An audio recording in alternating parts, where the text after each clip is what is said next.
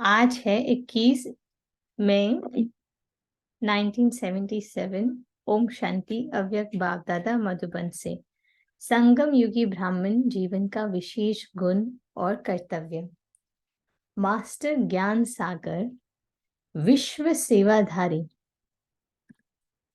Godly serviceable, सर्व प्रति कल्याण और रहम की भावना रखने वाली आत्माओं प्रति उच्चारे हुए महावाक्य। बाबा कहते हैं, अपने वर्तमान संगम युग ब्राह्मण जीवन की विशेषता कौन जानते हैं? अपने विशेष गुण और कर्तव्य को जानते हो? जो गुण और कर्तव्य और कोई भी युग में हो नहीं सकता, वह कौन सा विशेष गुण है? नॉलेजफुल मास्टर ज्ञान सागर और कर्तव्य है विश्व सेवाधारी। नॉलेजफुल मास्टर ज्ञान सागर और कर्तव्य है विश्व सेवाधारी, अर्थात गॉडली सर्विसेबल। दोनों विशेषताओं को निरंतर स्मृति में रखते हो। आप लोग कहलाते भी हो कि हम वर्ल्ड सर्वेंट यानी विश्व सेवाधारी हैं। वर्ल्ड सर्वेंट की परिभाषा क्या है? किसको वर्ल्ड सर्वेंट कहा जाता है? उनके लक्ष्य क्या होते हैं? लक्ष्य क्या होता है और प्राप्ति क्या होती है? विश्व सेवाधारी अर्थात सर्विसेबल का लक्ष्य सदैव यही रहता है कि विश्व को अपनी सेवा द्वारा संपन्न व सुखी बनावे। विश्व को अपनी सेवा द्वारा संपन्न और सुखी बनावे। किससे? तो बाबा कहते हैं, जो अप्राप्त वस्तु है, ईश्वरीय सुख, शांति और ज्ञान के धन से, सर्व शक्तियों से सर्व आत्माओं को भिखारी से अधिकारी बनावे। क्योंकि विश्व सेवाधारी सदा कल्याण और रहम की दृष्टि से सबको देखते हैं। कल्याण और रहम की दृष्टि से सबको देखते हैं।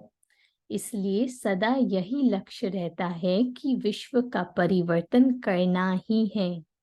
लक्ष्य है कि विश्व का परिवर्तन करना ही है। यही लगन रात दिन रहती है। फिर बाबा कहते हैं, सेवादारी के लक्षण क्या दिखाई देंगे? सेवादारी अपना हर सेकंड संकल्प, बोल और कर्म, संबंध, संपर्क सेवा में ही लगाते। सेवाधारी अपना हर सेकंड संकल्प, बोल और कर्म, संबंध, संपर्क सेवा में ही लगाते। सेवादारी सेवा करने का विशेष समय नहीं निश्चित करते कि 4 घंटे व 6 घंटे सेवाधारी है। हर कदम में अथक सेवा ही करते रहते हैं। उनके देखने में, चलने में, खाने में, पीने में, सब में सेवा समाई हुई होती है। मुख्य सेवा के साधन स्मृति, अवेयरनेस, वृत्ति, एटीट्यूड, दृष्टि, विजन और कृति यानी कर्म, इस सब प्रकार से सेवा में तत्पर होगा। पहला, स्मृति द्वारा सर्व आत्माओं को समर्थी स्वरूप बनावेगा। समर्थी स्वरूप माना आत्माभिमानी। दूसरा, वृत्ति द्वारा वायुमंडल को पावन और शक्तिशाली बनावेगा। और तीसरा, दृष्टि द्वारा आत्माओं को स्वयं का और बाप का साक्षात्कार करावेगा।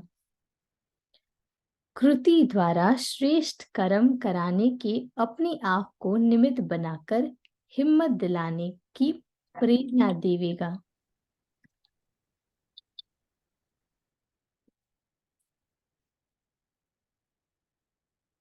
ऐसा सेवाधारी स्वयं के रात दिन के आराम को भी त्याग कर सेवा में ही आराम महसूस करेंगे।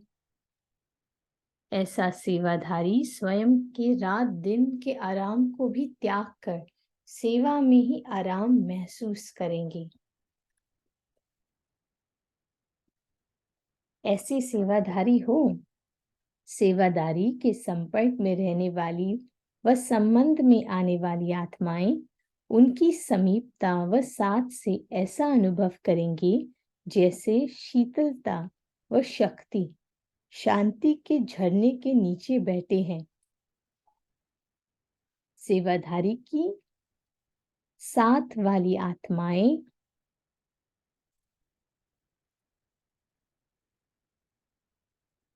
ऐसा अनुभव करेंगे जैसे शीतलता व शक्ति शांति के झरने के नीचे बैठे हैं। वह कोई सहारे व किनारे की प्राप्ति का अनुभव करेंगे। कोई सहारे व किनारे की प्राप्ति का अनुभव करेंगे। ऐसे सेवाधारी के संकल्प व शुभ भावनाएं, शुभ कामनाएं सूर्य की किरणों मुआफिक चारों ओर फैलेगी। ऐसे सेवाधारी के संकल्प व शुभ भावनाएं, शुभ कामनाएं सूर्य की किरणों माफिक चारों ओर फैलेगी।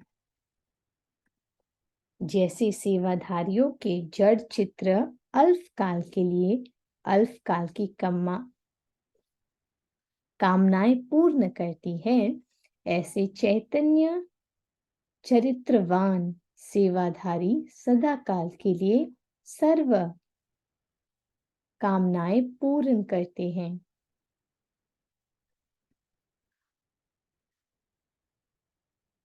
इसलिए कामधेनु का गायन है।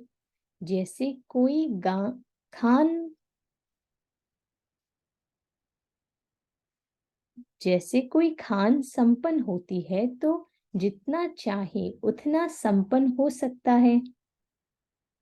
और ही हद की खान से विशेषता होगी।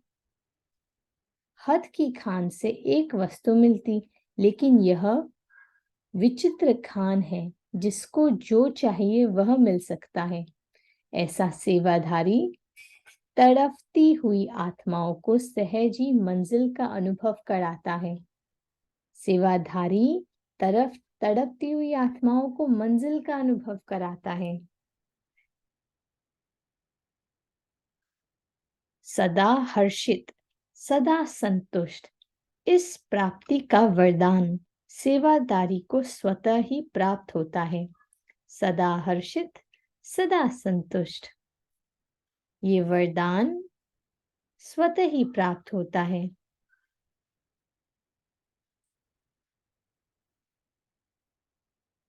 क्योंकि वह जानते हैं कि हर आत्मा का भिन्न पाठ है। पाठधारी के किसी भी प्रकार के पाठ को देख असंतुष्ट न हो। ऐसे सेवाधारी के मन से सदैव हर्षित और संतुष्ट रहने के गीत कौन से निकलते हैं? वाह बाबा, वाह मेरा पाठ और वाह मीठा ड्रामा। जब स्वयं सदा यह मन के गीत गाते, तब ही सर्व आत्माएं भी अब भी और सारे कल्प में भी उनकी वाह वाह करती है। ऐसी सेवाधारी सदा विजय के माला धारी होते हैं। सफलता स्वतः अधिकार है। सफलता स्वतः अधिकार है, इसी निश्चय और नशे में रहते हैं।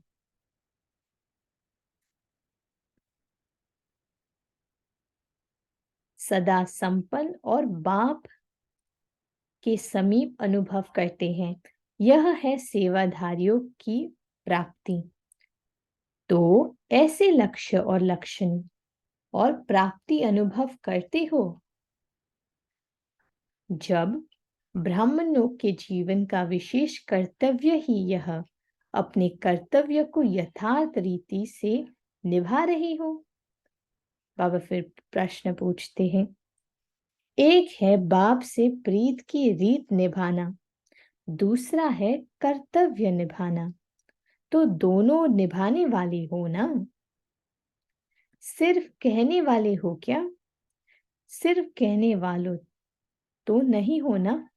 कहने वाले नहीं, करने वाले बनो। समझा? सेवाधारियों का महत्व क्या है? अच्छा, ऐसे दिन रात सेवा में तत्पर रहने वाले, संपन्न बन सर्व को संपन्न बनाने वाले, सर्वस्वरूप में ऑल राउंड सेवा करने वाले, सदा सर्व प्राप्ति कल्याण और सदा सर्व प्रति कल्याण और रहम की भावना रखने वाले ऐसे विशेष सेवाधारियों को बाप दादा का याद प्यार और नमस्ते।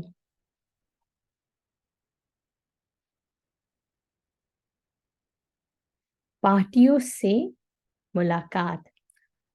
बाबा कहते हैं, सदैव एक मंत्र याद रखो, बाप को दिल का सच्चा साथी बनाकर रखेंगे तो सदा अनुभव करेंगे खुशियों की खान में मेरे साथ है। बाप को साथी बनाया तो अनुभव करेंगे खुशियों की खान मेरे साथ है। सदा इस संग का रूहानी रंग लगा रहेगा, क्योंकि बड़े से बड़ा संग सर्वशक्तिवान का है। बड़े से बड़ा संग सर्वशक्तिवान का है। सत्संग की महिमा है तो सदा बुद्धि द्वारा सत बाप, सत शिक्षक, सत गुरु का संग करना, यही सत्संग है। इस सत्संग में रहने से सदा हर्षित और हल्के रहेंगे। किसी भी प्रकार का बोझ अनुभव नहीं होगा। निश्चय बुद्धि हो यह तो ठीक है, लेकिन निश्चय का रिटर्न है बाप को सदा साथी बनाकर रखना। निश्चय का रिटर्न है बाप को सदा साथी बनाकर रखना। जिसने ऐसा किया वो सदा हर्षित और हल्के रहेंगे और किसी भी प्रकार का बोझ अनुभव नहीं होगा। पल पल बाप का साथ हो, सदा साथ के अनुभव से संपन्न का अनुभव करेंगे। ऐसे लगेगा जैसे भरपूर है। जब बाप को अपना बनाया तो बाप का जो भी है सब अपना हो गया। सदा ईश्वरीय नशे में और भविष्य देवपन के नशे में रहते हो। संगम युग की प्रारब्ध क्या है? बाप को पाना और भविष्य की प्रारब्ध देव पद पाना। संगम युग की प्रारब्ध है बाप को पाना और भविष्य की प्रारब्ध है देव पद को पाना। तो दोनों प्रारब्ध की स्मृति रहती है। जिसको बाप मिल गया उसको नशा कितना होगा? बाप से ऊपर और कुछ नहीं। बाप मिला सब कुछ मिला।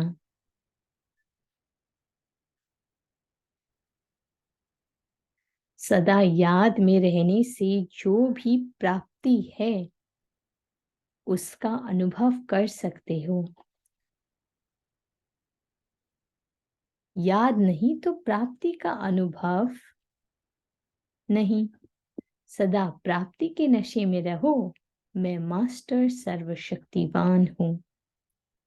शक्तियां बाप की प्रॉपर्टी, शक्तियां बाप की प्रॉपर्टी है तो बच्चे का उस पर अधिकार है। अधिकारी बच्चों के मन से सदैव यह गीत निकलेगा, जो पाना था पा लिया, जो पाना था पा लिया। किसी भी प्रकार का विघ्न रास्ते चलते आवे तो निर्विघ्न रहने का तरीका आ गया है। बाबा कहती है विघ्न को हटाना सहज है, वह मुश्किल है। जब बाप का हाथ छोड़ते हो तो मुश्किल लगता, अगर बाप सदा साथ रहे तो कोई मुश्किल नहीं।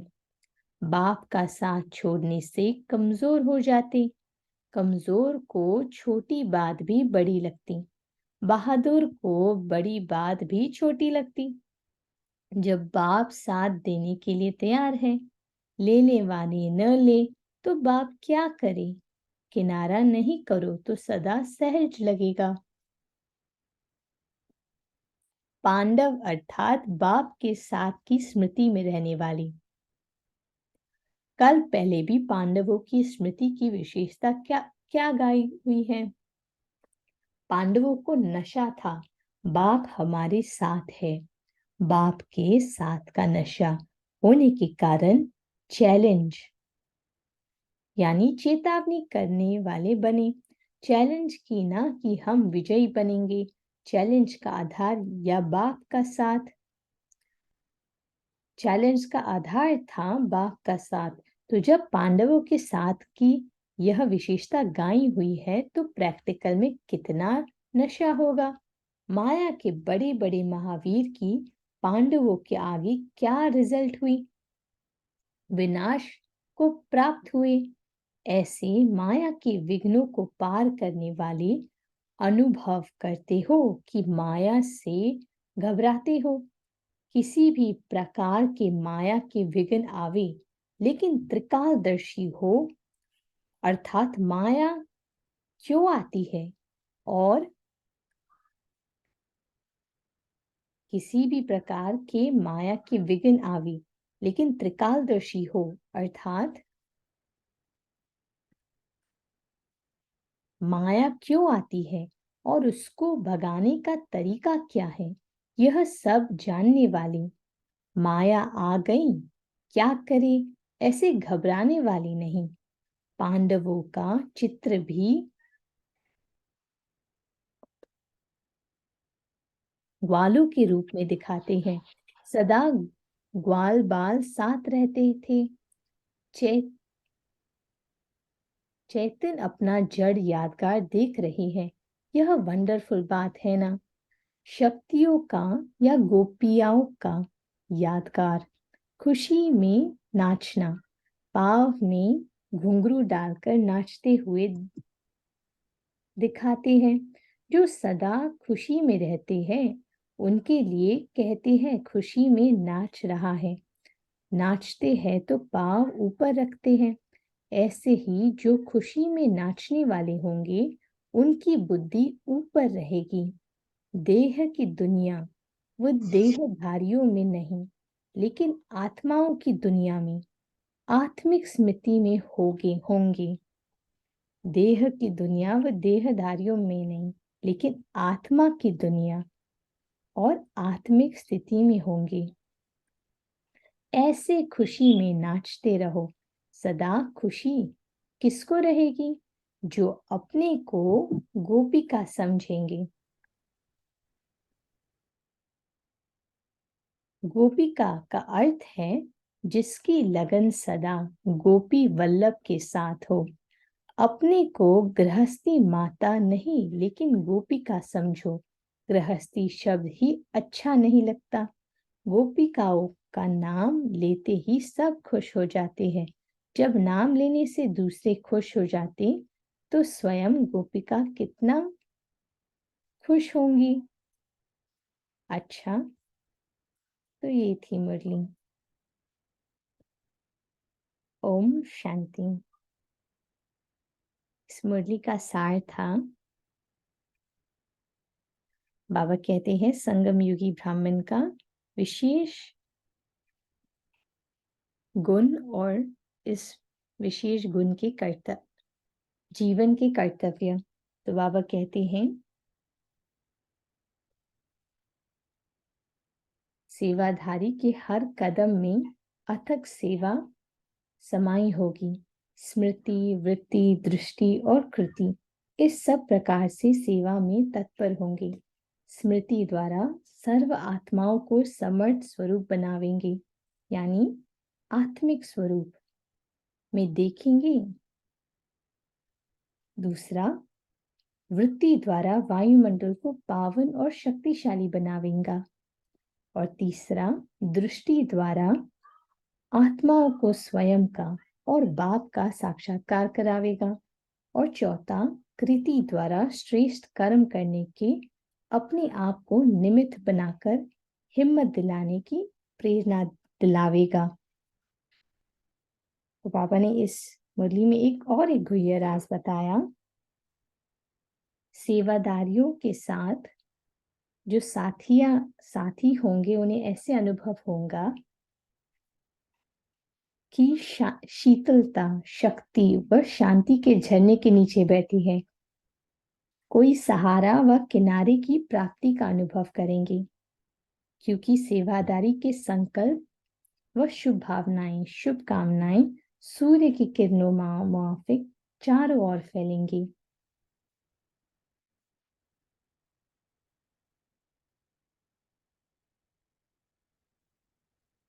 तो ये थी आज की मुरली। ओम शांति।